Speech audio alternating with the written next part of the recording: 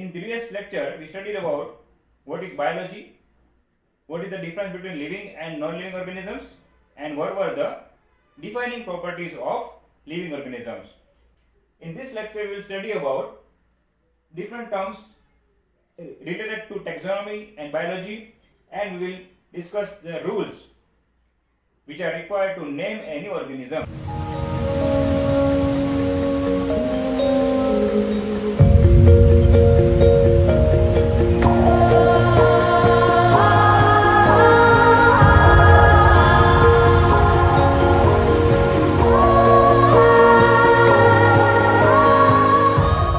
The first term, that is biodiversity.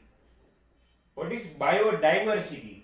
Diversity means variety. Remember, diversity means variety. So we see different types of organisms on earth in our surroundings. So this variety is called diversity. Okay. So diversity found in living organisms, that is termed as biodiversity. Biodiversity means range of organisms present on earth. Variety of organisms present on earth.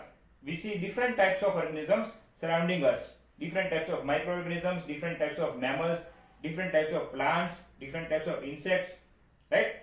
So range of organisms present on earth, that is termed as biodiversity. Okay, and remember this number. At present we have 1.7 to 1.8 million, that means 17 lakhs to 18 lakhs identified species. This is the number which is given in your NCERT textbook. Okay, so you have to remember this number. It is now increased. At present, identified species number is approximately 5 million. So this is about biodiversity. Second term is identification. What is identification? To identify anything. But how we can identify? By comparing and by seeing their similarities and differences. So comparing similarities and differences with already known ones. Okay, we know that four-legged animals, two-legged animals. We are two-legged animals, social animals, but we are two-legged animals. So on the basis of differences and similarities, we can identify any organism. If you have seen any animal, then only we can compare it with another animal. If you are aware of tiger, then you can know what is the difference between tiger and lion. If you are aware of these two terms, these two animals, if you have seen both, if you are knowing both these animals, you can compare which will be tiger, which will be a lion. Third term is nomenclature. It is naming of organism. So to name any organism, the word is nomenclature. Okay. So these names are unique and universal. Remember this thing. Any biological name given to any organism, that names are unique. They are not repeated to any other animal. Okay, they are unique and they are universal. So in whole earth, everywhere you go, if you tell any biological name, they will come to know that of which organism you are talking about. So they are unique and universal. Clear? So this thing you need to remember. In nomenclature we will discuss about some rules. Then another term is binomial nomenclature. Two names. Okay, binomial nomenclature. What is binomial nomenclature? Two different names given to any organism. Giving two different names, or you can call it as name with two parts. Okay, name with two parts. Like we have surname and our name. Okay, we also write initial of our father. So in the same way, here also animals or any organisms are given two parts, two names. Okay, what will be the two parts? First part will be generic name or genus name. What is genus? We will discuss about it later. So first name is genus name. Second name which is given to the organism is species name, or you can call it as specific epithet.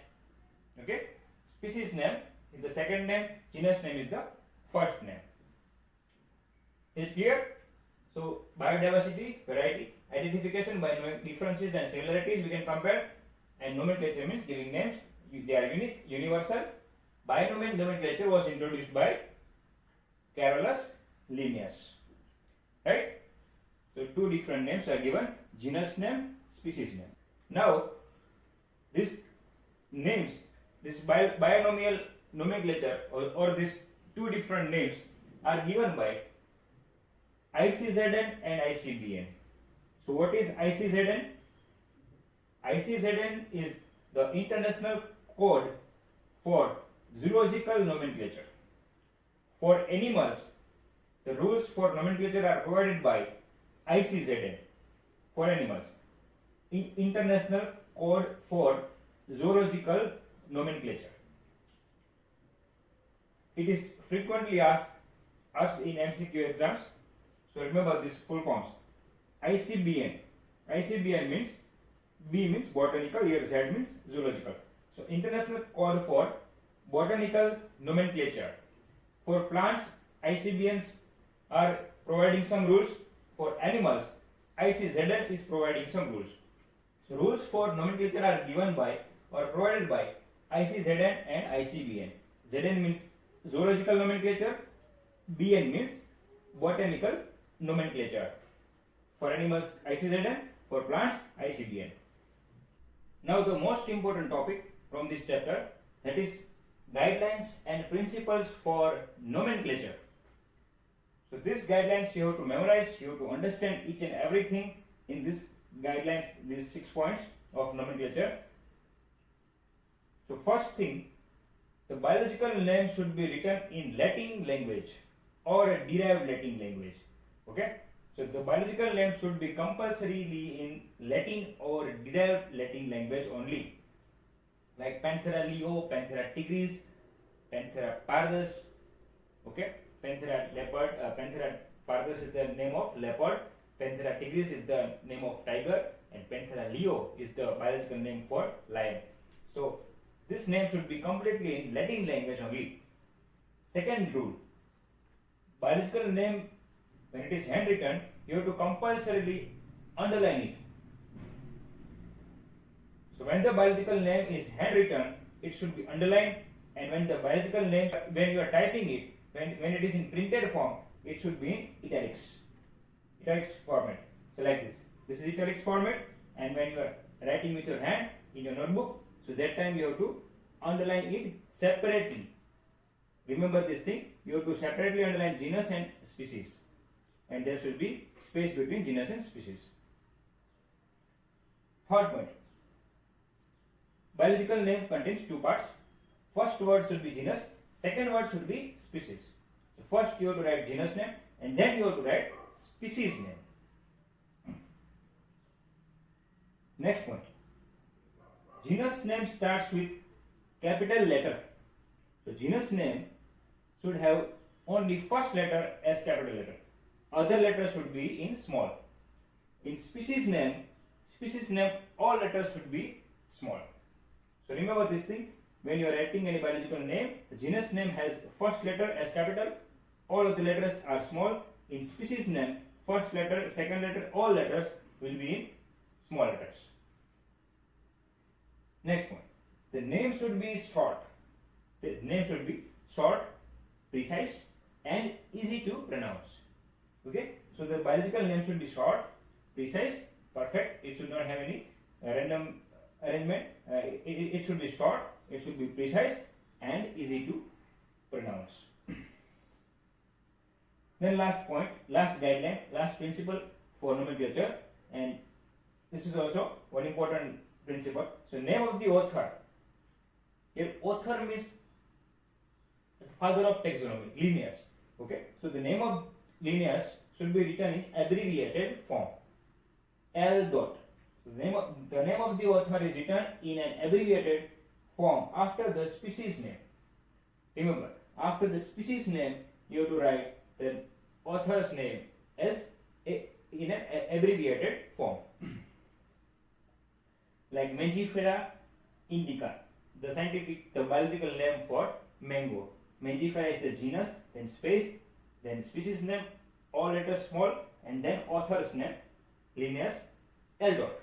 Like we write our father's initial, in the same way, you have to write the father of taxonomy's initial, L dot. These are the guidelines to name any organism in biology. Okay, in biology only we name organisms. In chemistry we name compounds. So their IUPAC is there. Here ICZ and ICBN will provide some nomenclature rules. Biodiversity we studied, then we study identification, then we study nomenclature. Okay, what is nomenclature? Then binomial nomenclature, having two different names. First name is genus name, also called generic name. Second name is specific epithet or species name. Binomial nomenclature was given by Linnaeus.